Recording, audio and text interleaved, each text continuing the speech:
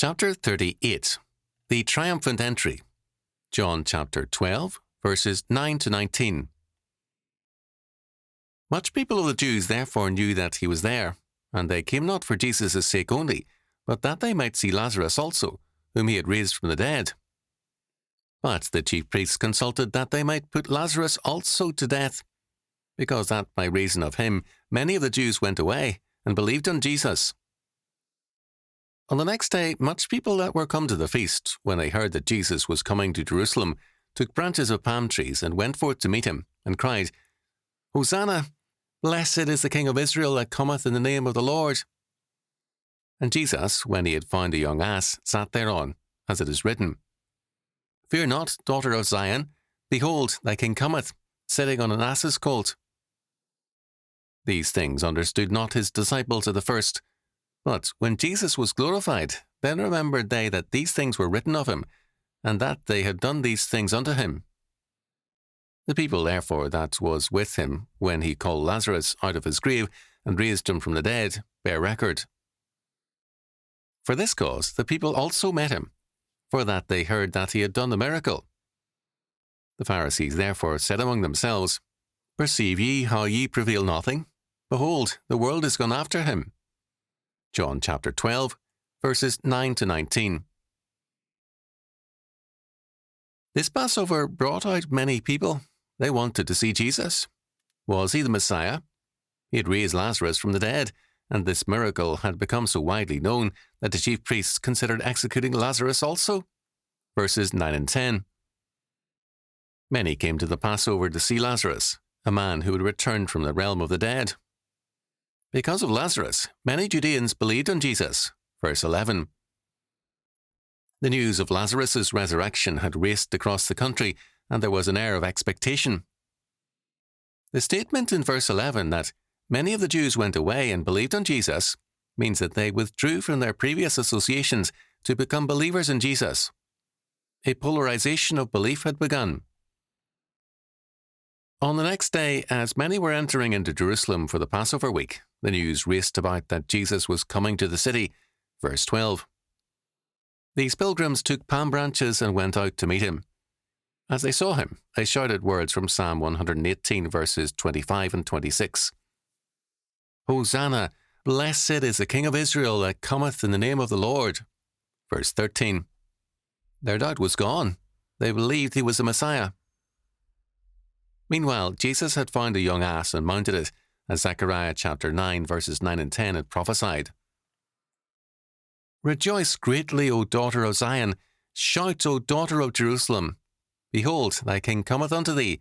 He is just and having salvation, lowly and riding upon an ass, and upon a colt, the foal of an ass. And I will cut off the chariot from Ephraim, and the horse from Jerusalem. And the battle bow shall be cut off, and he shall speak peace unto the heathen, and his dominion shall be from sea even to sea, and from the river, even to the ends of the earth. The donkey is emphatically not an animal for military use. Thus, for the Messiah to enter Jerusalem riding the colt of an ass meant that the reign would be one of peace, of conquest, not by overpowering military might, but by conversion. As his kingdom advances, so too peace advances. His kingdom will, in time, conquer all nations and govern all the earth. The triumphal entry on Palm Sunday was thus an open declaration of the non-political nature of Christ's kingdom. This in itself was an offence to the religious leaders. Fallen men have all through history seen the road to world transformation as one of power.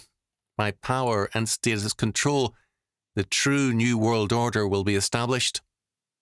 Part of this power strategy involves compulsory education into some form of humanism. The disciples at this point did not understand what Jesus meant or why the cross was necessary. They failed to see the necessity for the atonement. The Pharisees and Sadducees understood the purpose of Jesus better than the disciples did, and they hated it with all their being. Although the disciples lacked understanding, they did not lack faith in their Lord, a faulty faith, but one with a capacity for growth. Both understanding and faith are necessary for life in Christ. When Jesus was glorified, the disciples remembered all that Jesus had said, and they then understood him. The hatred of the religious leaders only intensified. The Old Testament prophecies became an open book to the disciples after the ascension. The great crowd on Palm Sunday was, in large part, due to the raising of Lazarus, a most public event. Those who had been present had borne witness to the event far and wide. Verse 17. We are told in verse 18, "For this cause the people also met him, for they had heard that he had done this miracle." John stresses the public nature of our Lord's life and works, as do Matthew, Mark, and Luke. The notion that these three Gospels do not is a myth. Matthew, for example, tells us at the conclusion of the Sermon on the Mount that the people were astonished, for he taught them as one having authority, and not as the scribes. Matthew chapter 7, verses 28 following. Exactly. Jesus spoke as the Lord, saying, "I say unto you." There's never any hesitation on his part to speak of the Lord God. As the Lord, he taught them the meaning of the kingdom. The entry into Jerusalem made clear to the religious leaders that action was necessary if they were to survive. They said one to another, "Perceive ye how ye prevail nothing? Behold, the world is gone after him." Verse 19. They despaired of any hope except from drastic action, a legalized murder. In John chapter 4, verse 42, even the Samaritans declared their faith, saying to the woman at the well, "Now we believe, not because of thy saying, for we have heard him ourselves, and know that this is indeed the Christ, the Saviour of the world." Given the great throngs that met Jesus on Palm Sunday, we may well wonder how many truly believed. No doubt many did, because from the day of Pentecost on, the numbers of believers grew rapidly. But both the disciples and the crowds had their faith tested, as every faith is, often in ways invisible to those around them. It is common to speak of the trials of faith. Perhaps we should also speak of the trials of unbelief, the vast emptiness and total meaninglessness of all things, and the progressive inability to make moral decisions.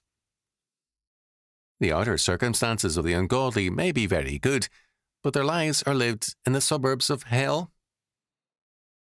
The Greek and Hebrew words for hell refer to the city dump, a place where everything is broken, disconnected, and meaningless. Without faith, a society becomes less a society and more a hell. The randomness of life outside of God places fallen man in the suburbs of hell.